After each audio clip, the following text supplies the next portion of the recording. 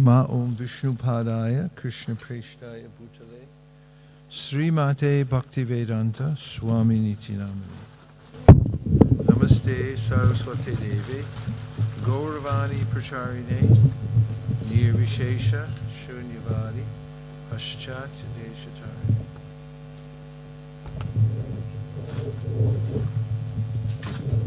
Jai Shri Krishna Chaitanya Prabhu Nityananda Sri Advaita Gadadhara Shivasari Gaura Bhaktivinoda Hare Krishna Krishna Krishna Hare Hare Hare Rama Rama Rama Hare Hare. So tonight I'm going to read for all of us some of Prabhupada's letters that he wrote to devotees. They have a lot of lessons in them. I could have started anywhere, but I decided to start on 1973 August, because that's the month and year that I walked into the ashram. And interesting. I always wondered what those things were for. And when I walked into the temple in San Francisco, I assumed that the spiritual master would be there. So I came to find him, and they told me that he was traveling. But not to worry, because they said he's fully present in his books. And that's something that I had experienced for myself before I had met devotees, is reading the books that I had gotten, one from a friend, a Back to Godhead magazine, and a few books I got from a bookstore called Shambhala Books in Berkeley, California. After I read the Back to Godhead magazine, I saw an advertisement in the magazine for the Sri Upanishad, the Bhagavad Gita as it is. I had Bhagavad Gita, but not as it is. And I found another one in there because when I went in there, I told them that I wanted all the books by A.C. Bhaktivedanta Swami, and they had 3, and the third one was called On the Way to Krishna. It was a hardback. And so I read all those books and then came to join the temple. And it was the day after Rath Yatra in San Francisco. So I missed the Rath Yatra. I didn't know what it was. But they were putting away the carts and such.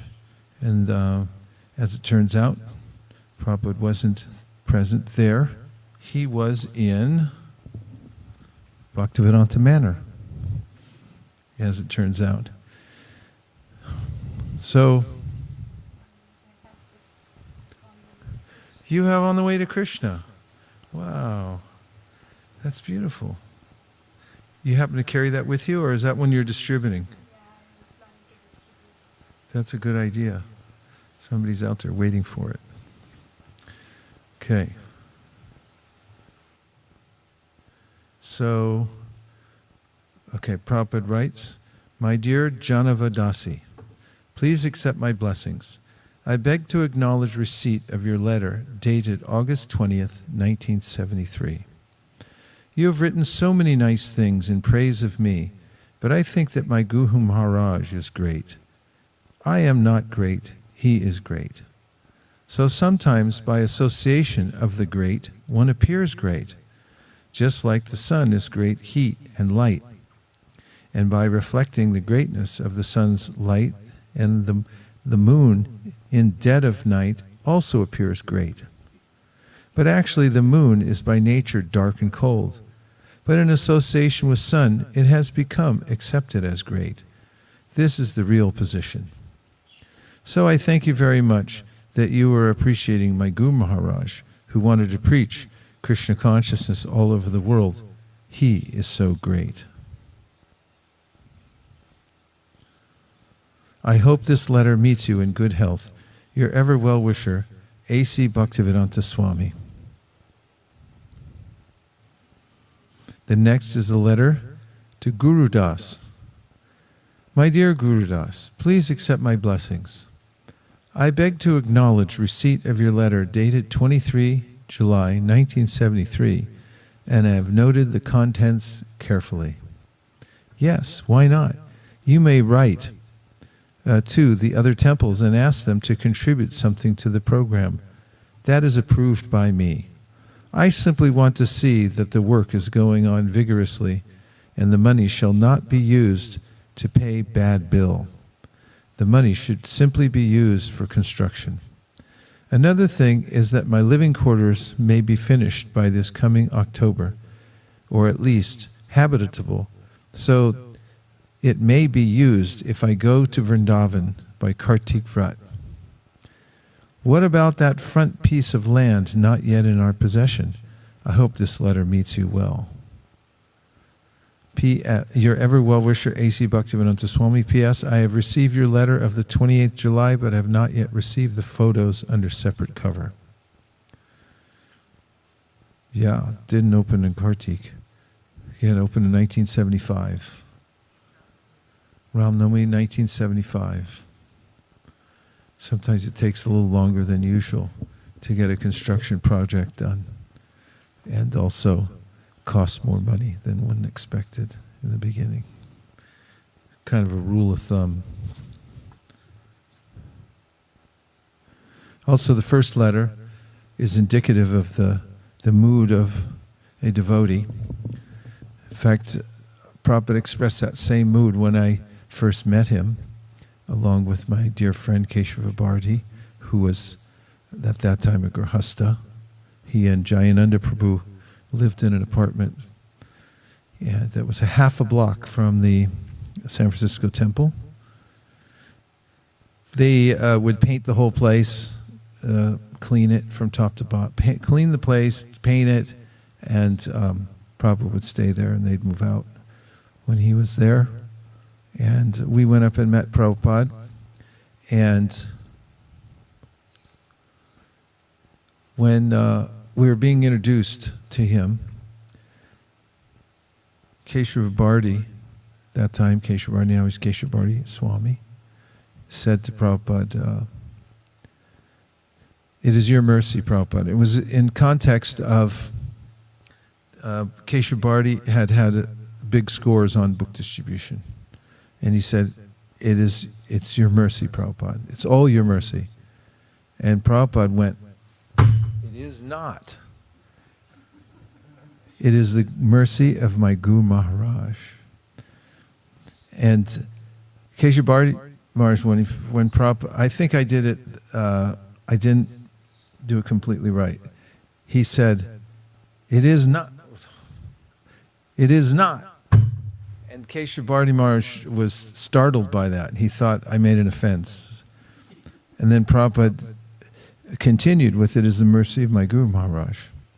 So there's a way in which Prabhupada always stayed in that position as the humble servant of the servant, and that it was the mercy of his Guru Maharaj. As you could see from that letter, very plainly he deflected and said, "I'm only reflecting. I'm like the dark moon, but actually I'm reflecting. The only light is coming from my Guru Maharaj." And that's the mood, this mood of a servitor, of somebody who's in the line of disciplic succession. Srila Bhaktisiddhanta Saraswati Thakur, on his Vyasa Puja day, Vyasa Puja means the day, the birthday, we call it the appearance day of the Guru, and then Vyasa is the first Guru who brings the Vedas to the world. Therefore, Vyasa Puja, Puja means worship. So the birthday of a spiritual master is called Vyasa Puja because he or she is representing the disciplic succession.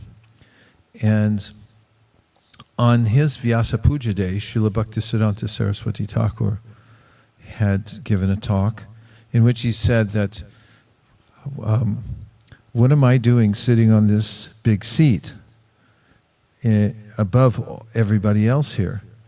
Am I an animal in the zoo garden? He said. I must be like some kind of beast to think I could sit above others.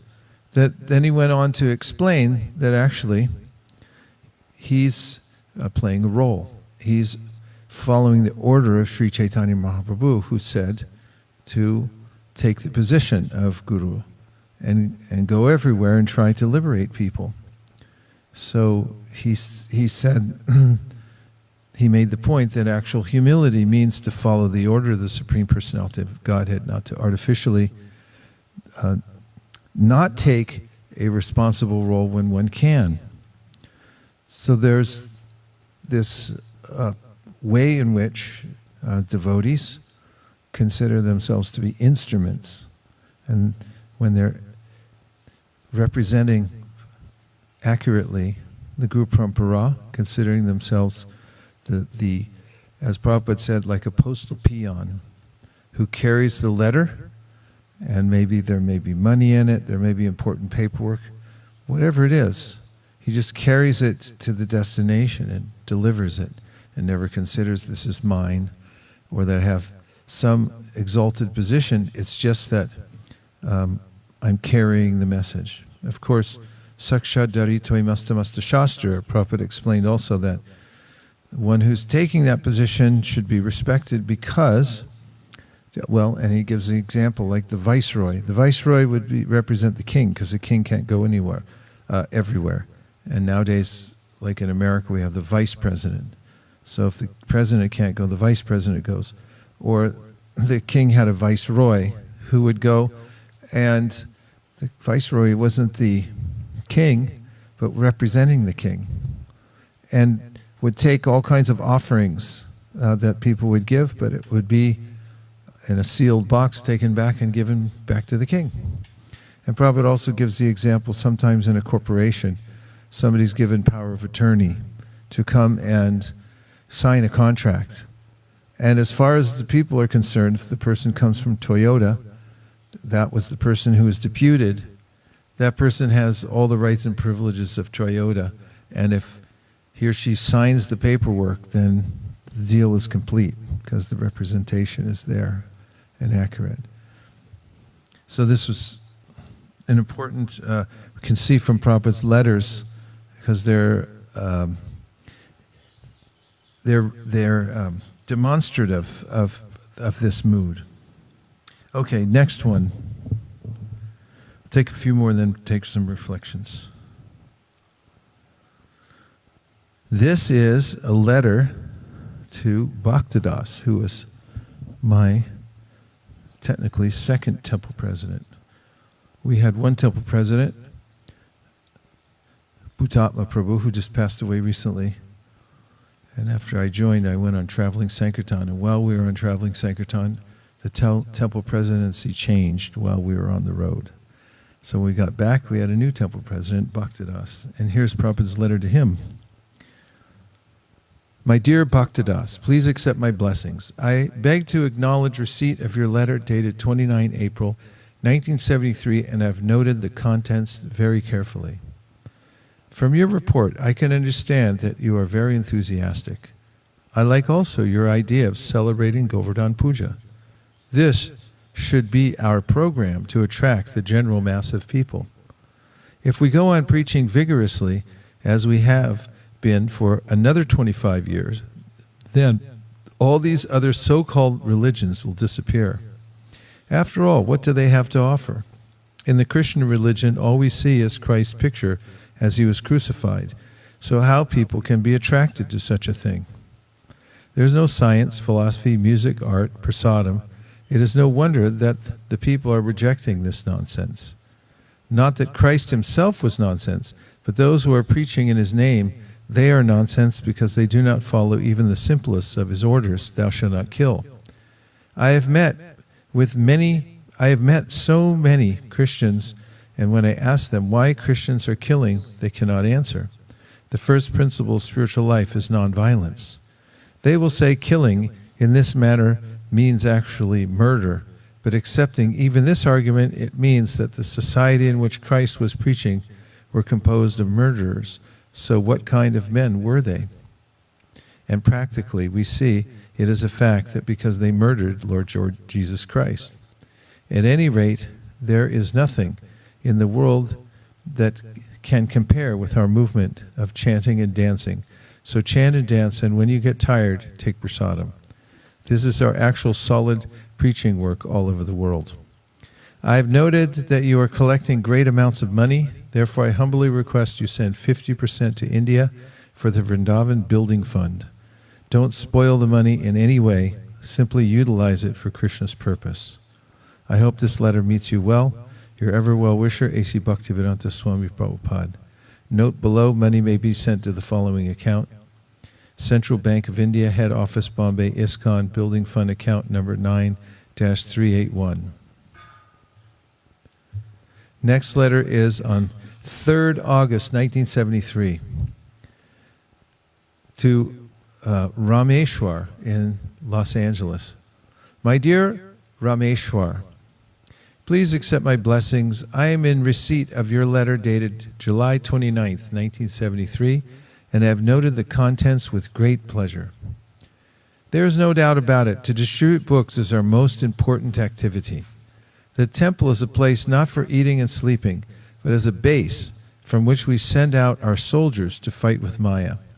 Fight with Maya means to drop thousands and millions of books into the lap of the conditioned souls, just like during wartime the bombs are raining from the sky like anything. So, you are the expert in this field. I like also your program of sending out your best men to teach the others. That is the actual process of Krishna consciousness, to train others. Continue this program so that in the future every devotee in our movement will know the art of distributing books. This is approved by me. I hope this letter meets you well. Your ever well-wisher, A.C. Bhaktivedanta Swami. Next is letter to the manager of Central Bank of India on 5th of August. Dear Sir, regarding our account 9-381 International Society for Krishna Consciousness Building Fund, I wish to send some money on account of Building Fund, I wish to send some money on account of Building Fund. As soon as you receive it, you have to transfer it for fixed deposit account for 6 months. Please send me the necessary papers for our joint signatures. The purpose of dispatching this money is for the construction of temples in India. Prior to this letter, we requested you to send us a statement of accounts, but we have not received any such statement till now. Kindly send the statement below. Yours sincerely, A.C. Bhaktivedanta Swami. And letter to Tamal Krishna. My dear Tamal Krishna. Tamal Krishna was in Bombay at this time, and Prabhupada still at Bhaktivedanta Manor. Please accept my blessings. Hansaduta has sent you one copy of a letter addressed to the manager, Central Bank of India, account number 9-381, ISKCON Building Fund. Previously, I asked them to send me a statement of this account, but I have received no reply from them. Please therefore go see the manager with a copy of the letter already sent you and the enclosed letter. I wish to send money to this account as you asked me in your letter dated July 15, 1973, but one thing I'm asking you, whether any negotiation has taken place or not. If no negotiation, then why transfer money unnecessarily to be blocked? Please therefore let me know definitely on this point so I can do the needful. Previously, I heard that Giriraj had opened another book fund account in the overseas bank. Is this correct? If so, what is the balance amount there that I also want to know, and who is jointly signing checks in the overseas bank? If there is any such account, please immediately transfer to the Central Bank of India Building Fund account and let me know all these points in detail. This is absolutely necessary. Whatever amount you have collected, that also deposit in this account. But the main point is whether any negotiations or settlement is there. I am prepared to send the balance of 9 lakhs, but I do not wish to block this amount without definite understanding. Kindly reply this letter immediately. I hope this letter meets you in good health. Your ever well-wisher, A.C. Bhaktivedanta Swami. And then I'll read the next one to Madhudwish, and then we can take some reflections. Okay? My dear Madhudwish, please accept my blessings. I offer my acknowledgement receipt of your letter and enclosed check for Dakshina. In the meantime, I have also received a package of photographs. Your festival appears to be just like Jagannath Puri. It is so encouraging to me to see how very enthusiastic you are working there. Yes, I shall certainly come to your Rath Yatra festival next year. Regarding selling books in karmic clothes, yes, it may be done. There is no harm. This book distribution and Rath Yatra festivals should go on all over the world. I want to introduce this Rath Yatra festival program all over the world. If you can actually supply the society with Gaura-Nitai deities, it will be a great achievement. But one thing is, you should try to find out some strong wood. In India, they use neem wood because this wood is not attacked by termites. If you can find out a similar wood, that will be best. Or you may see if you can import this wood from India if it is not too expensive. When you have finished something, then send me a photograph. Regarding the taking of sannyas of Purushottam, I have as yet not received any recommendation from you. So if you recommend him, then I shall send the cloth, kopin, and mantra. You can make the rod there. Yes, the accredited teacher may lead a gurukula, but first of all, let him understand our philosophy perfectly and become himself strong. So I thank you for your support. I have sent one letter and sample of Satsvarup Goswami's report, which I consider to be standard for the other GBC member to follow. So please see it and try to follow his example. I hope this letter meets you in good health. Your ever well-wisher, A.C. Bhaktivedanta Swami. Let's hear what kind of impressions you have from hearing these letters. We can discuss. The first thing is Srila Prabhupada always signed your ever well-wisher. And it's so nice because he is our ever well-wisher. The Guru is. And about offering all the credit to his spiritual master. Once Mother Yamuna told Srila Prabhupada that the way he was sitting, he reminded her of Srila Bhaktisiddhanta Saraswati Maharaj. And he said that actually my spiritual master is like gold and I'm like iron. So my spiritual master is what? Like gold. Like gold. And I'm iron. Iron. So he was always giving their credit to Srila Bhaktisiddhanta Saraswati Maharaj. Very nice points. And also because he was very, very strict, I like about Lakshmi, that you mustn't waste any of Krishna's energy, let alone just Lakshmi, but light, water. When he would see a tap running, he wouldn't tell anybody, but he would leave the walk and turn it off, and then he would carry on walking. And I had experience like that. I lived in a center that had 6 floors, and we used to go on Sankirtan, and whenever I came back, all the lights were on. So I was tired, I was hungry, but still I would go keep putting the lights off until I reached my floor, the 4th floor. But then when I came down to the kitchen to take something to eat, the lights were on again. So after some time I thought, I'm not doing it now, because I tried, keep putting it on, off and somebody puts it on. And then I had a dream. And I was standing in one of the buildings there, and the light was above me, and there were a group of devotees, and we were chanting and talking. And Srila Prabhupada came. He didn't say anything. He looked very grave. He just put the light off, and then he walked away. So I got my answer that I should put the lights off, whether I like it to not go up and down until I go to sleep. Wow, that's a very powerful dream. In Mayapur, when my friend Bhanabhata Prabhu was the temple commander, in the early days there was construction going on, and near the front gate, which we called the wall back then,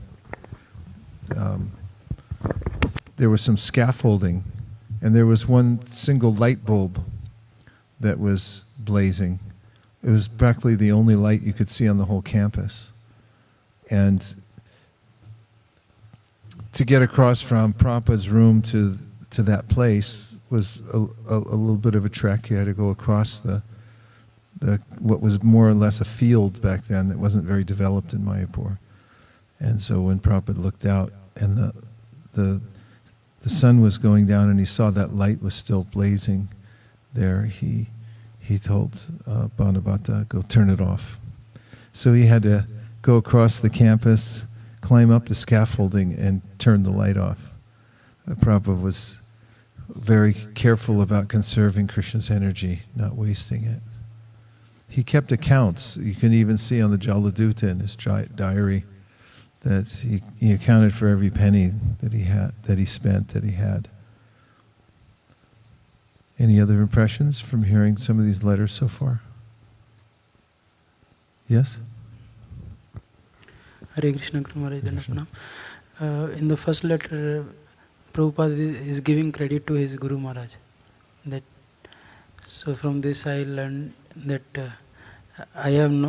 if I am doing anything good, there is no credit of mine. Because due to my force, I was doing all the rascal activities. Only due to the Krishna consciousness, I am able to do something good. I don't know whether it is good or not. And Prabhupada mentioned, I think in two letters I read that he read the content carefully. Yes. And I personally felt that many times when I react without considering all the aspects of the situation, and there is some problem, I get angry, and there was problem with the devotees.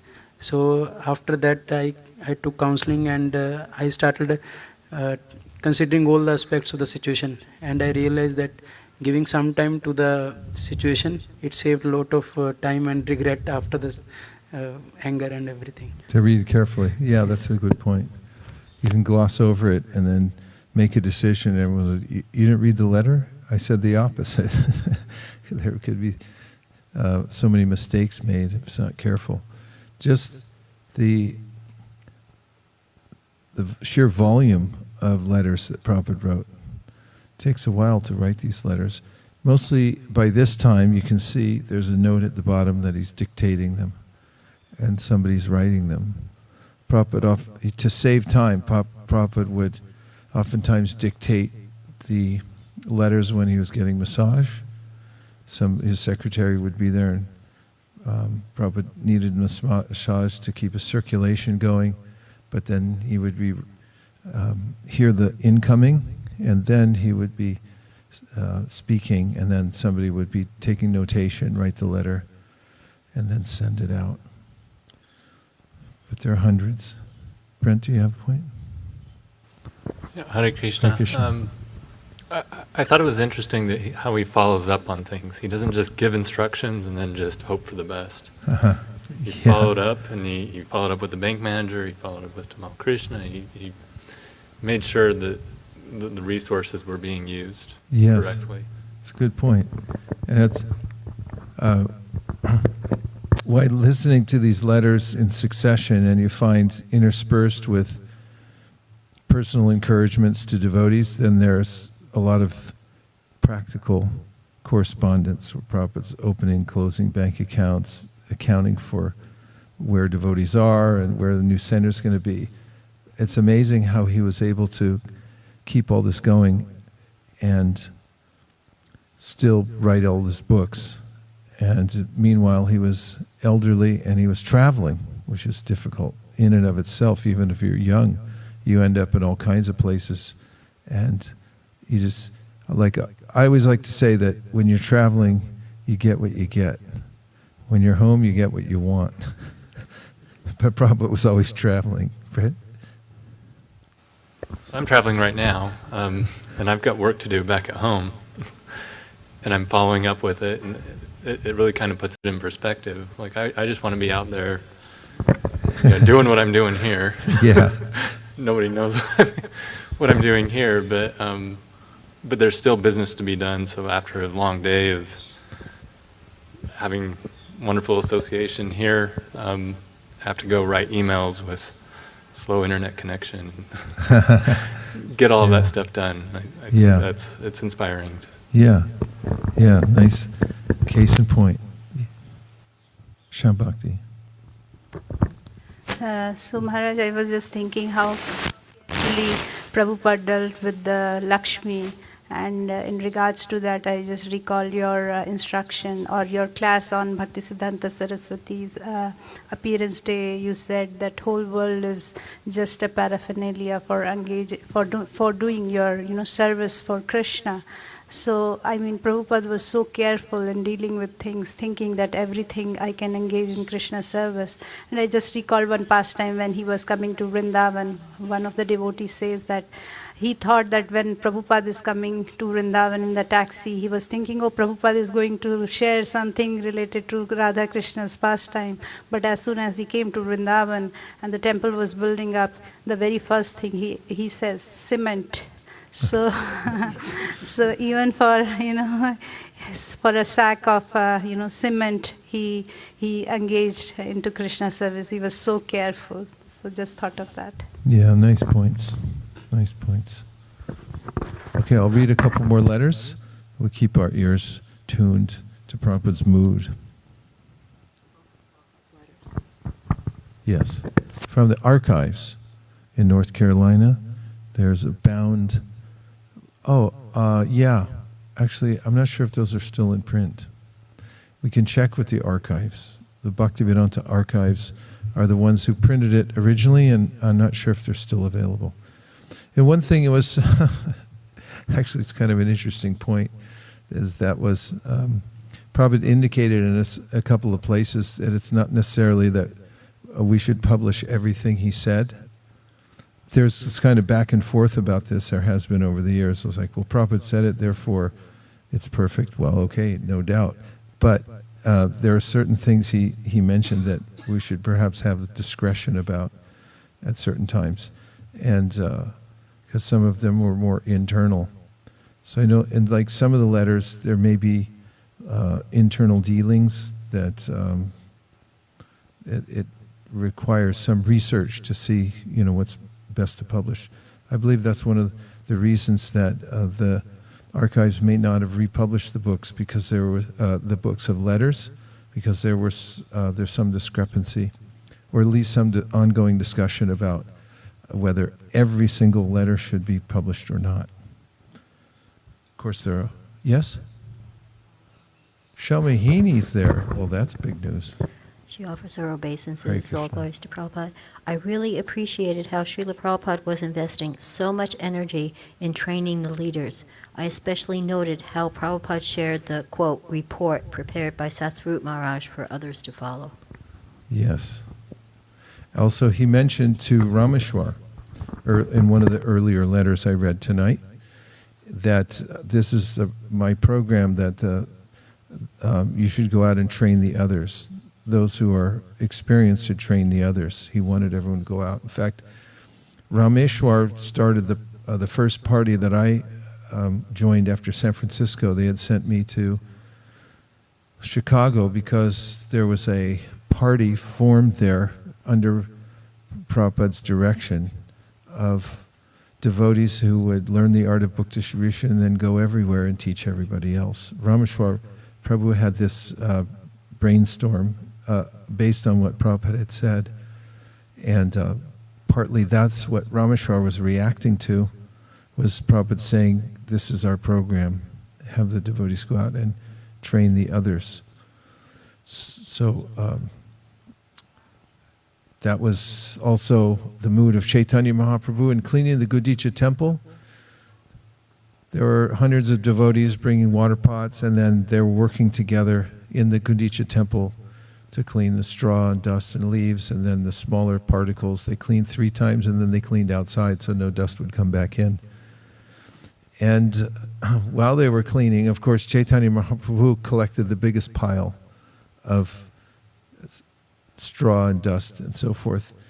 And then he observed how the others were doing. And when he saw that someone was doing better than the others, he would direct them, now you should teach everybody else how to do better than they're doing. It was his mood, the same mood Prabhupada had. Ready for a couple more?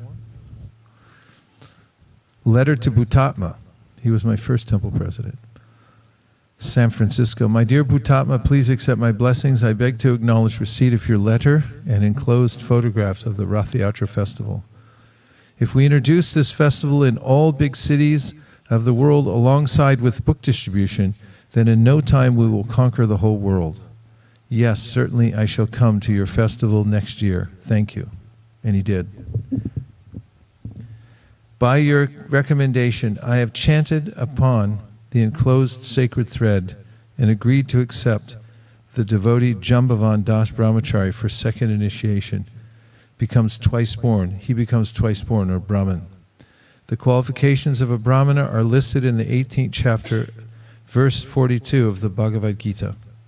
Peacefulness, self-control, austerity, purity, tolerance, honesty, wisdom, knowledge, and religiousness. These are the qualities by which the Brahmanas work. So you should be very much careful to see that our devotees are following the regulative principles and standard practices such as attending Mangalarti, classes, Sankirtan, and reading our books.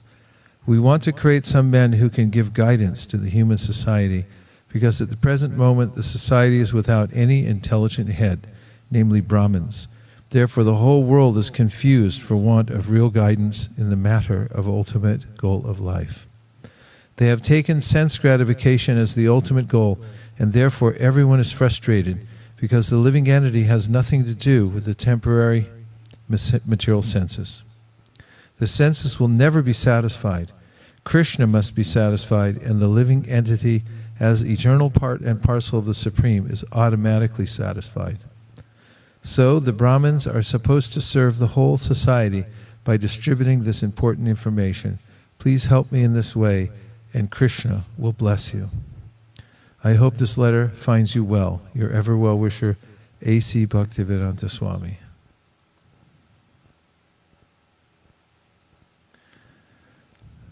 This is a letter to GBC members, written from Bhaktivedanta Manor on the 7th of August. My dear GBC members, please accept my blessings. I find amongst the GBC members that Satsvarup Maharaj stands first because he submits regularly the report. A sample copy is enclosed herewith. I hope all GBC members follow in his footsteps.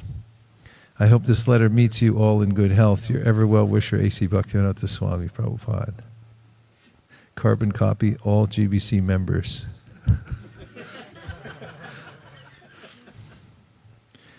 Here's a letter to Bali Mardan,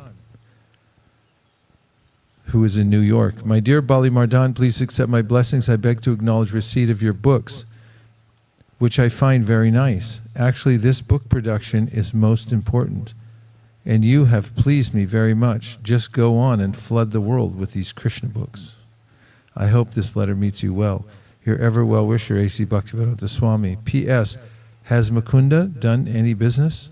If not, then this business has no ready buyer, and thus it has no prospect. That is my opinion.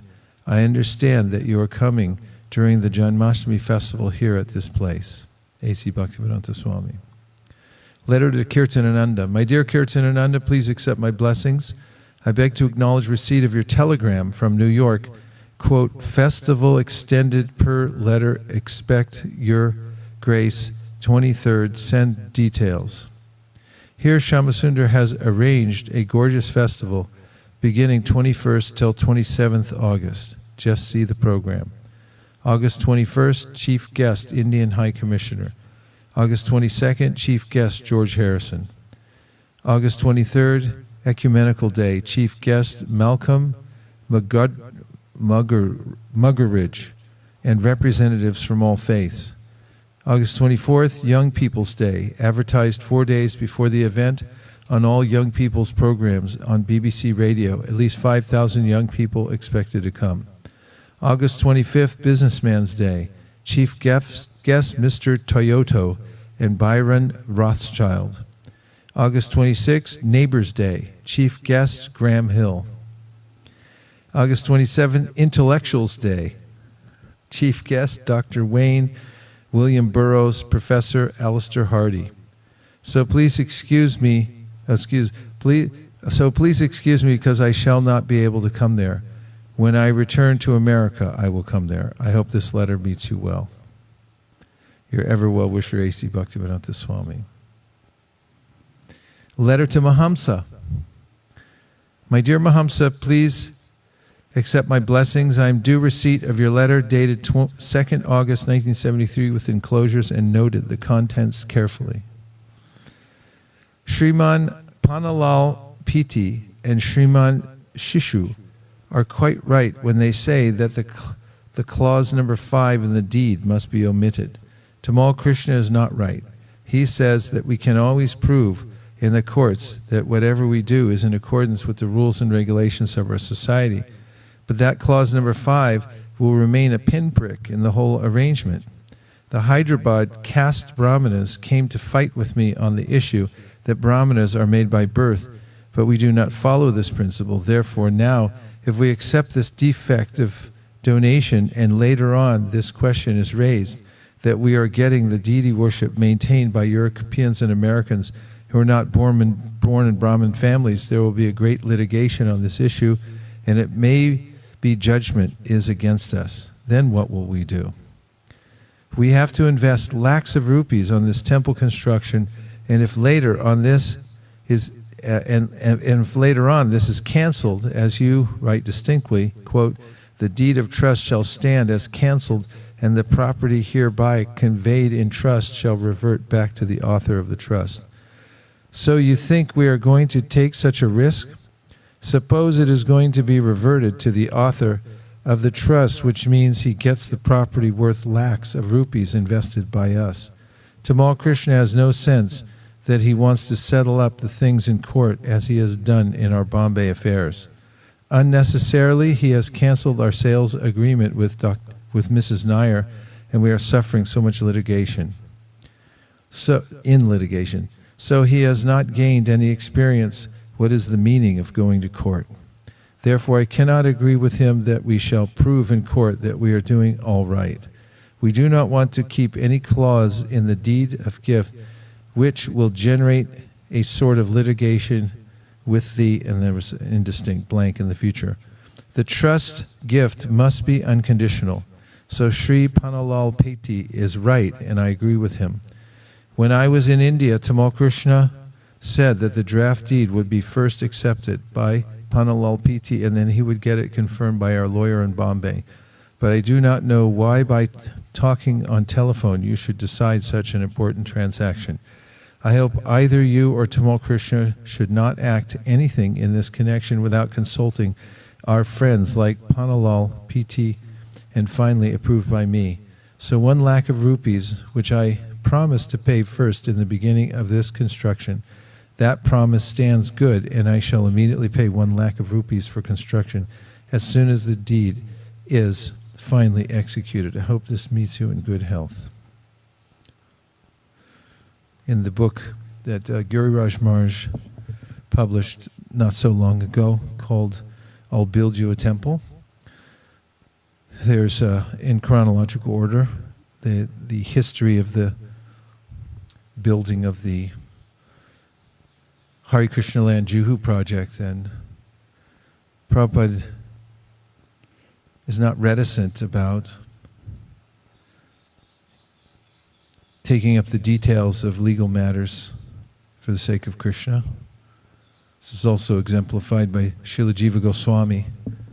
We think of the 6 Goswamis as literary geniuses, but we know from history and some of the implements they left behind, legal implements, that is, that especially Jiva Goswami. Let's speak of the others. I mean, Rupa and Sanatan were prime minister and minister of finance in a huge government.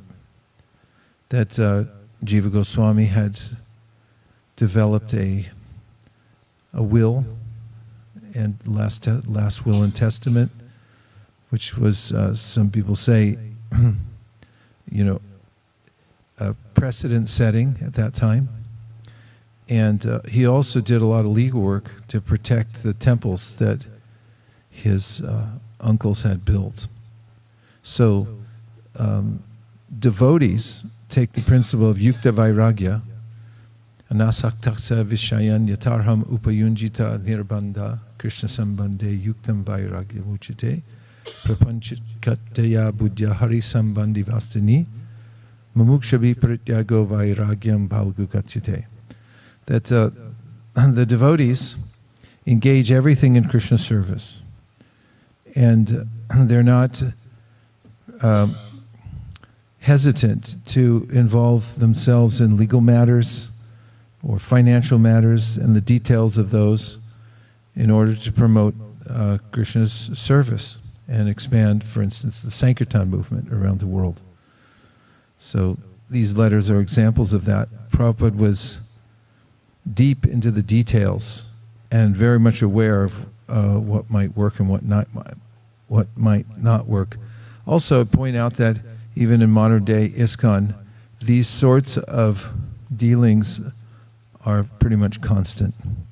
Any organization that one establishes eventually will be tested and attacked by predators or just by the fact that nothing's perfect and times change and you have to update your legal status, governments change, so forth. So part of the service of expanding the Sankirtan movement means being attentive to all these details. I can say that I never wanted to get into management and was artful at avoiding it for many years, decades in fact, until somehow or other I found myself up to my neck in it and quite stressed by it until I accepted that actually this is the norm. I thought I was doing something wrong because there were so many problems. Then I realized that's the way it is everywhere. There's always some difficulty and some of them seem catastrophic. But for service, we have to stay in and deal with them until we're victorious or there's some sort of resolution that will allow us to continue and move on in the Sankirtan movement. That's just the way it is in the material world. I mean, even here in Vrindavan, there have been difficulties in the past. I know maybe it was a decade ago or so, the government was talking about how the wall was too far towards the street. They were just going to come with a bulldozer and, you know, yeah, as you were mentioning, they were building things. They wouldn't care that Prabhupada Samadhi is there necessarily when they decide to widen the road or whatever. And, you know, there's always some asset of Krishna's that has to be protected. And Mayavadis are hands-off, whereas Vaishnavas, they apply the principle of yukta vairagya, and that is that everything has to be used in Krishna's service. Nothing can need be excluded. In fact, everything must be included because it's all part of Krishna's energies, and all of it has to be used to support his cause. That was probably long-winded, saying the same thing, but in an extended way. Does anybody else have any comments you'd like to make about any of the points so far? Letters? Nirakula. In the first batch of letters, and then in this one, I'm aware of Prabhupada subtly chastising the devotees. You know, he doesn't get real heavy, but he makes his point. And especially those who had association with Prabhupada, and Prabhupada had put in managerial positions with a lot of responsibility, they understood what Prabhupada was expecting and what he was saying, you know, with just a few words. But the one letter that he wrote to Tamal Krishna, where he he goes through the points and then he reiterates them just so they know what's the important thing and don't not do these things, really left an impression on me. Regarding chastisement, subtle or otherwise, the devotees relish chastisement. Of course, they don't want to make mistakes, but when they're chastised, they're noticed. They feel that they've been noticed by Krishna or the spiritual master. As an example, Srila Advaita Acharya, who's an incarnation of Mahavishnu, had a secretary named Kamalakanta Vishwas, and he had written a letter to Maharaj Prataparudra mentioning something about a debt he was trying to clear that was incurred by Srila Advaita Acharya.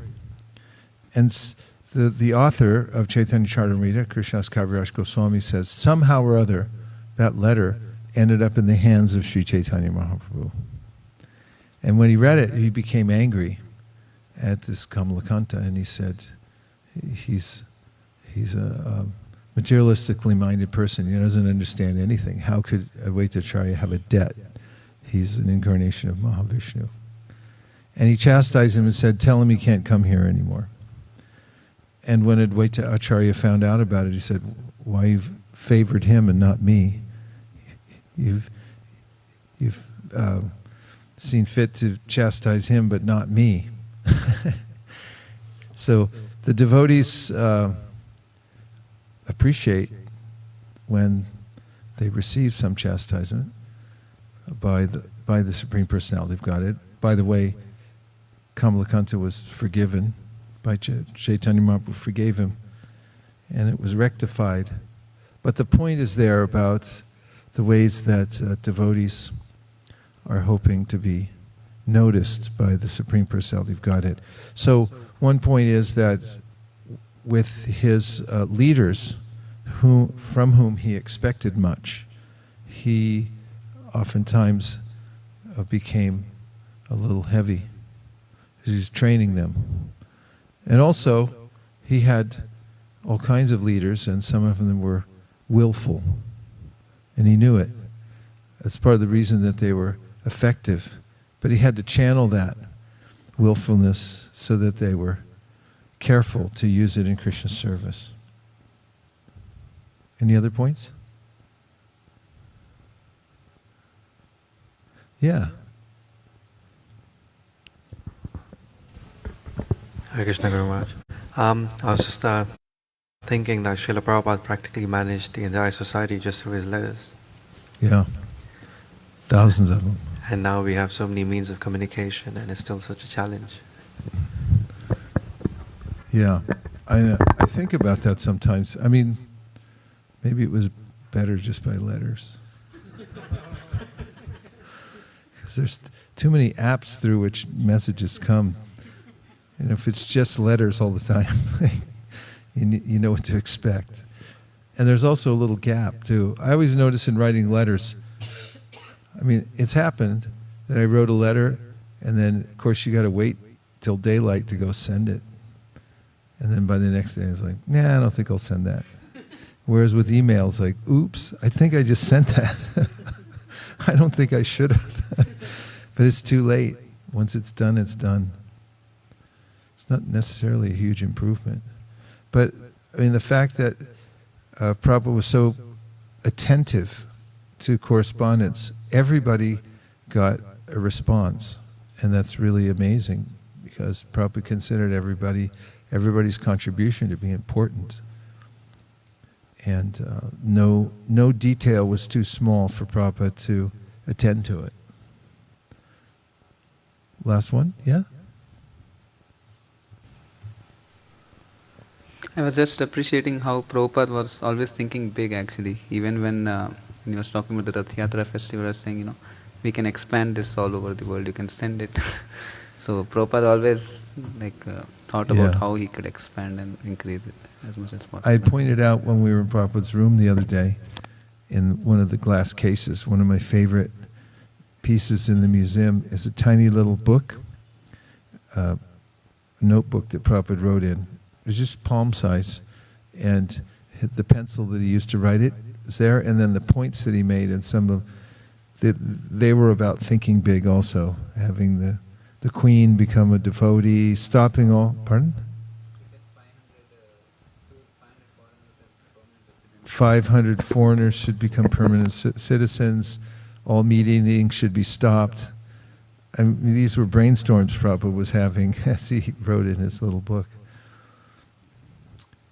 Okay, I'll read a few more, if it's okay with everybody. This is a letter to Satsvarup, who's in Dallas. Yes. My dear Satsvarup, please accept my blessings. I beg to acknowledge receipt of your letter and GBC report. It is very nice, and I am having it copied and sent to the other GBC members so they may follow your example. I was not at all inconvenienced by you. On the contrary, I say that you were the best secretary and you did your work most faithfully. I appreciated it. May Krishna bless you. Yes, before the spiritual master, a dull-headed fool is required. An over-intelligent disciple is not a very good qualification. Even Chaitanya Mahaprabhu presented himself as a dull-headed fool in front of his spiritual master and faithfully chanted Hare Krishna. So now Krishna has sent you a nice bus, and you have a good field for preaching. Chant, dance, distribute books and prasadam, and everything will increase automatically. I hope this letter finds you well. Your ever well-wisher, A.C. Bhaktivedanta Swami. Letter to Tamal Krishna, Bombay. My dear Tamal Krishna, please accept my blessings. I beg to acknowledge receipt of your letter dated 2 August 1973. I have noted the contents very carefully. Yes, Hrishikeshananda Maharaj may collect money for Vrindavan. That will be nice.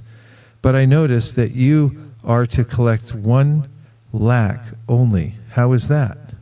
You are GBC, so you should collect more than the others. You should collect the highest amount.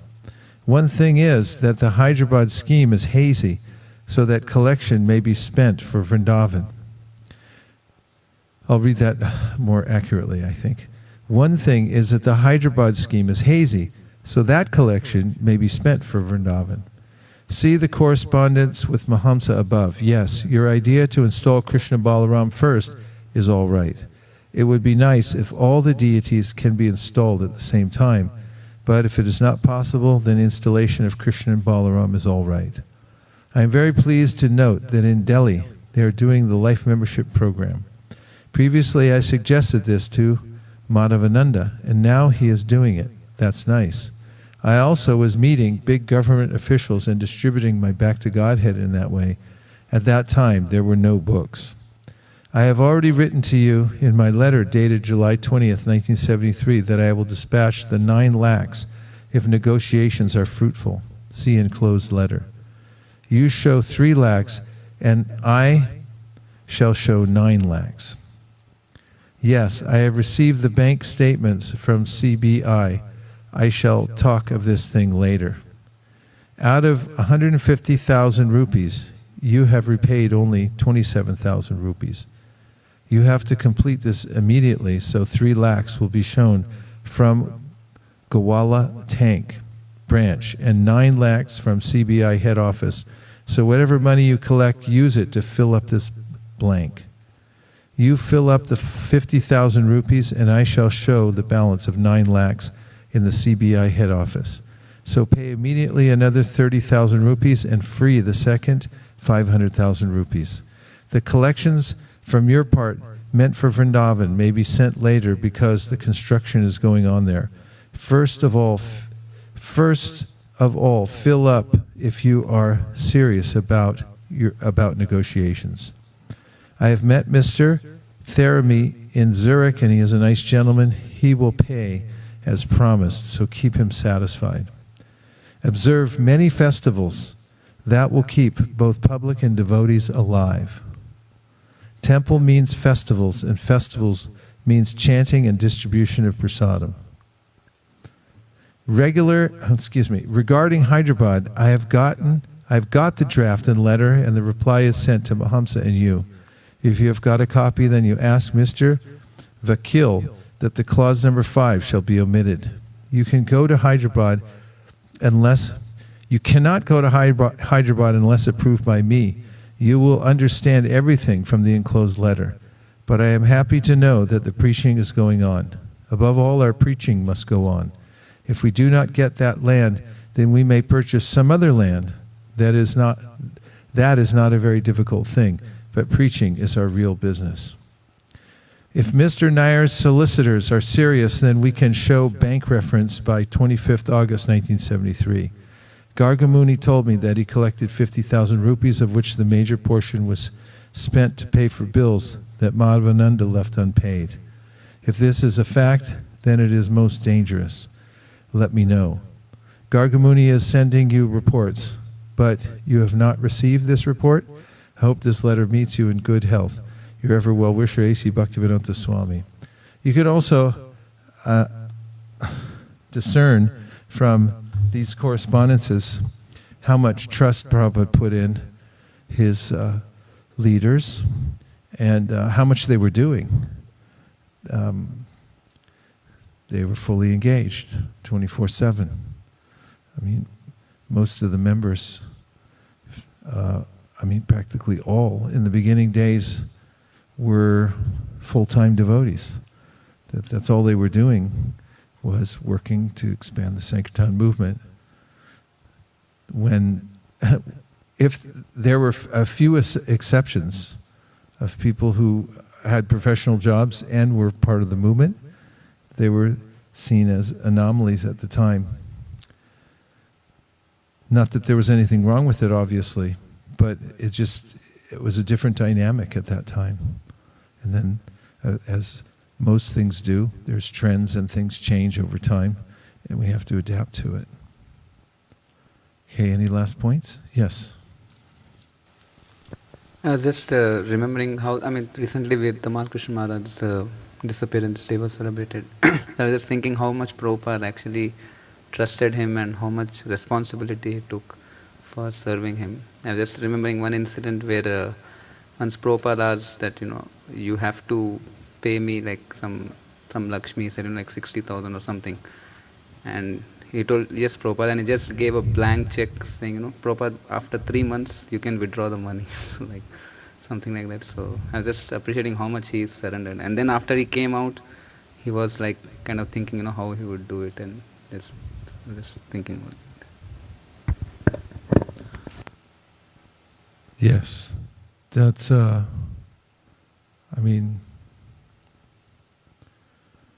leaders that joined early on, there are so many exceptional leaders. Tamal Krishna Maharaj was one of them, exceptional in many ways.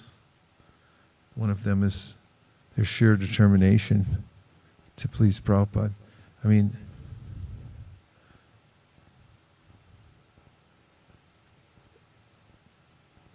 Prabhupada was able to orchestrate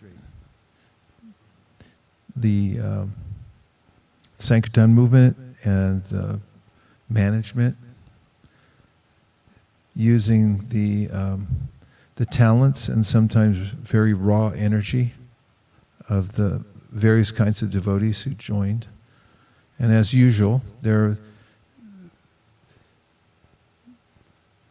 unique personalities. Each one had a unique personality. Like there was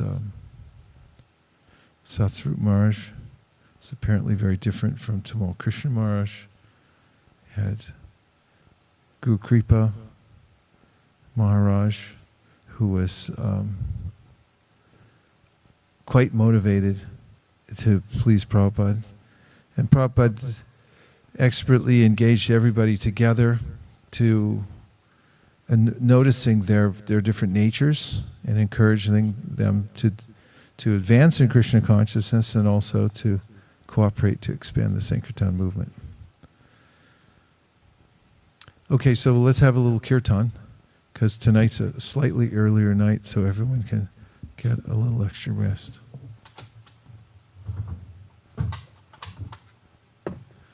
We went to herd cows today, so we're a little tired.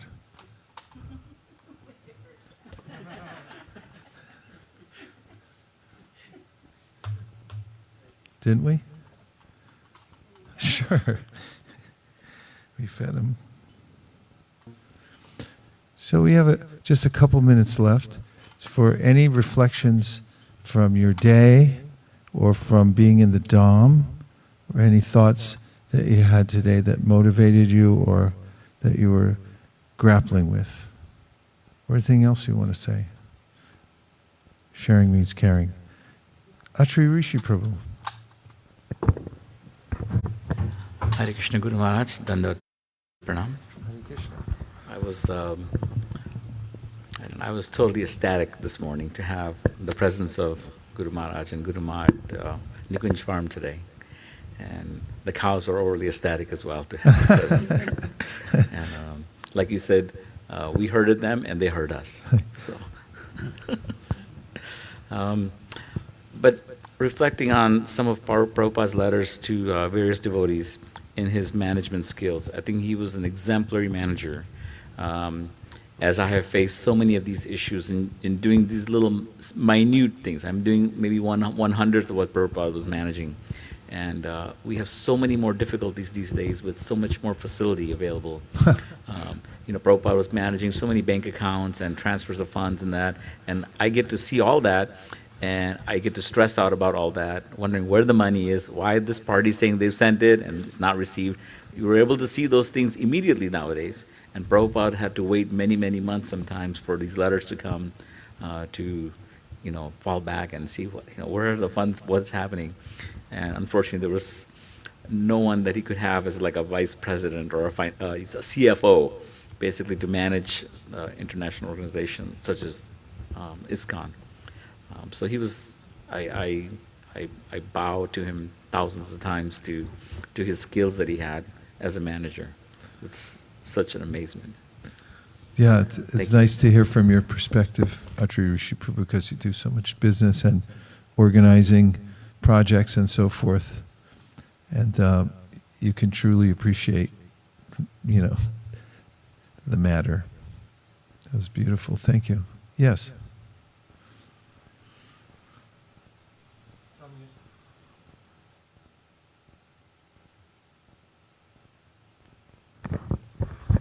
From yesterday, Guru Maharaj, Sri Chaitanya Charitamrita reading, I like that point that Srila Prabhupada writes in the purport that devotional literatures should be written for self-purification.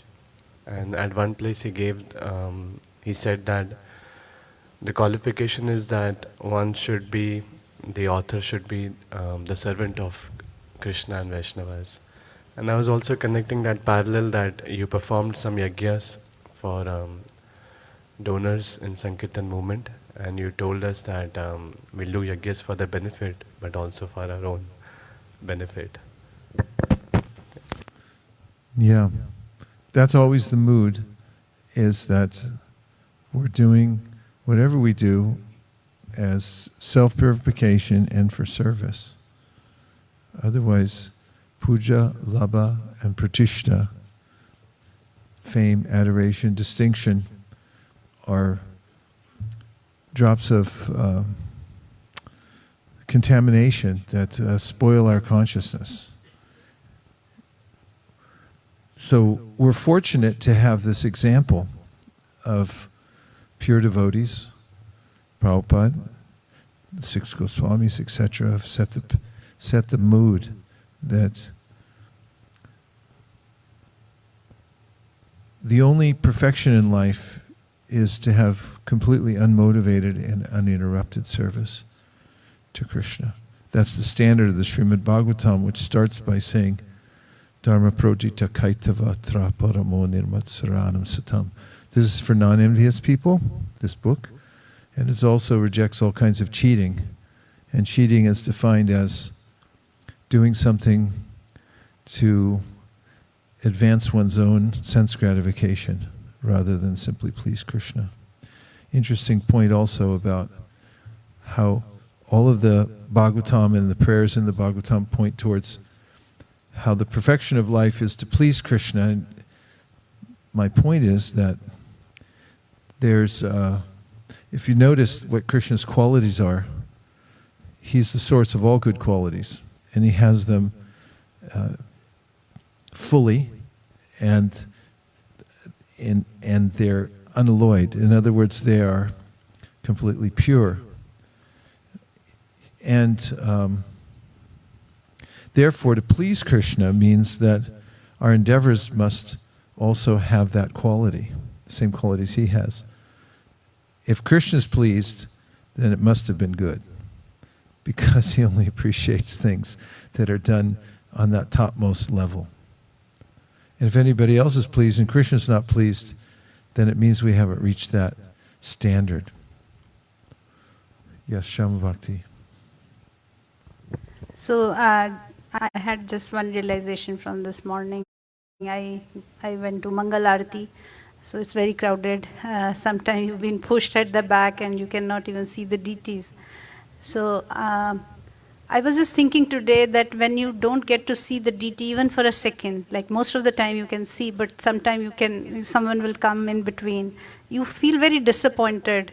And you feel kind of, that sadness prevails in your heart. So I was just thinking about, how difficult it must have been if, these beautiful deities would have not been here to, think of Krishna. And I was just thinking about Mayavadis and I mean that one moment of sadness was very, very, very depressing. And I was thinking, oh, I wish this person just, goes and I want to see Krishna. Even if, his hair or even if the flower on the top, even that is also visible. It seems, it's very pleasing to the heart. So I was just thinking about that today. Yeah, you may be at the back being pushed and only seeing the top of his peacock feather and then feeling separation, and somebody at the very front might be thinking, I'm so cool, I'm standing at the front, and actually not be getting a real darshan. And I remember once in Varshana, it was my first time I went there, and I didn't know what to expect. But when the local people had gathered, I mean, everyone was in a loose group, but there was quite a few people in there. But then when suddenly the bell rang, conch, and the curtain opened, people forcefully pushed their way towards the front, and I got jostled really hard. And my first reaction was, hey, wait a minute. And then I felt this kind of appreciation, because when I looked at the people who had jostled me, they didn't even notice it, that they had kind of pushed me out of the way, because they were so eager to get to the front to see Srimati Radharani.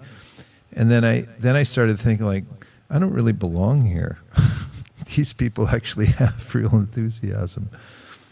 So Chaitanya Mahaprabhu set this sort of standard when he was in the Jagannath temple, and he was viewing the deity from the Garuda Stamba, which is near the back. He had this vow that he wouldn't go closer, because the first time he came into the Jagannath temple, he had approached the deity out of ecstasy, wanting to embrace the deity because he saw Krishna there. And then he had fainted. And then the temple commander, thinking that he was a charlatan, wanted to beat him. So he was saved, as everyone knows the story, by Sarvabhauma Bhattacharya, and later revealed as Lord Chaitanya, the Supreme Personality of Godhead. However, from that time forward, he always stood near the back. And one day, when it was very crowded, there was an Arisan woman who had climbed the Garuda Stamba and Lord Chaitanya, because he was standing so close to the pillar that she was able to put a foot on his shoulder and on the Garuda Stamba to get up high enough to see Lord Jagannath. And then Govinda, the secretary for Chaitanya Mahaprabhu, had chastised her and told her to get down. And then when Chaitanya Mahaprabhu became aware of what had happened, he chastised Govinda, saying, I wish I had the same enthusiasm she had. If I had her enthusiasm to see the deity, then actually I would be a real devotee. So he said, you're the uncivilized person here, Govinda, not her. We have one more minute for one last point. Today is birthday of Nikunja Ras. Really? Vilasi, Nikunja Ras Vilasi Prabhu. Vanchakalpa tarubhyascha kripa sindhubhya eva cha patitam pavanebhyo vaishnavebhyo namo namaha. Hare Krishna. Speech.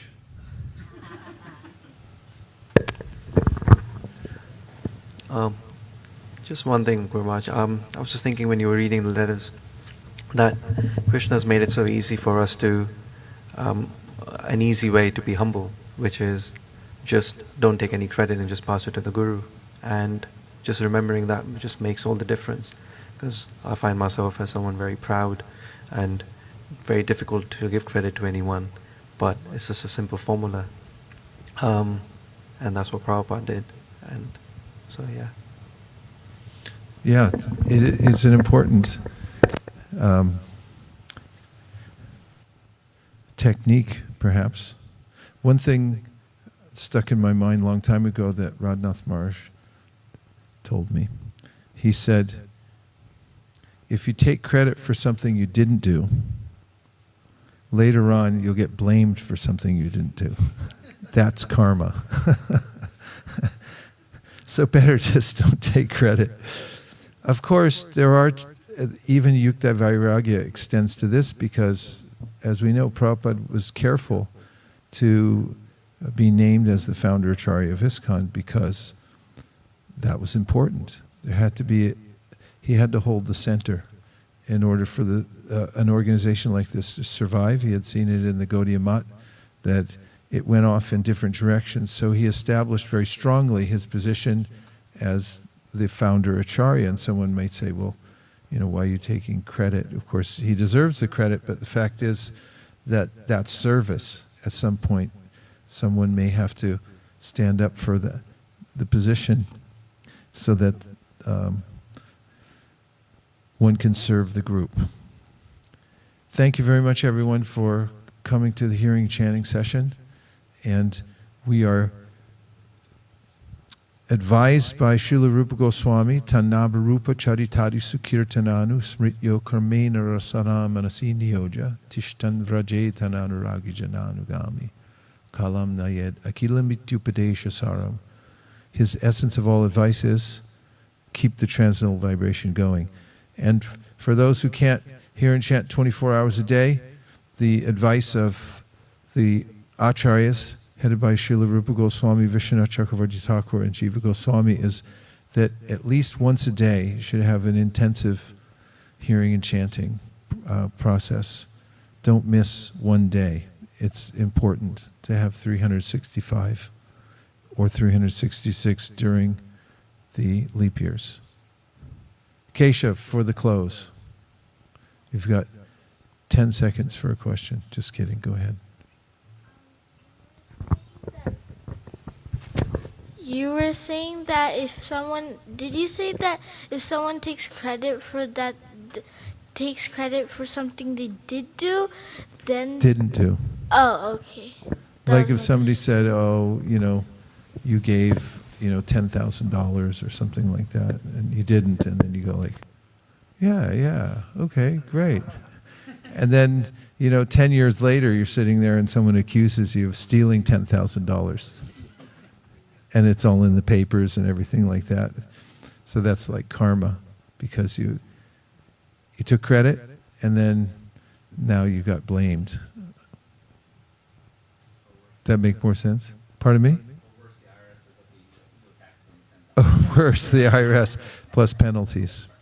Srila Prabhupada ki jai, Gaur Bhaktivinoda ki jai, Vanchakoptaruscha, Kripa Sindhave Vacha Patitanam Pavanebhyo Vaishnavebhyo Namo Namaha. Thanks for joining.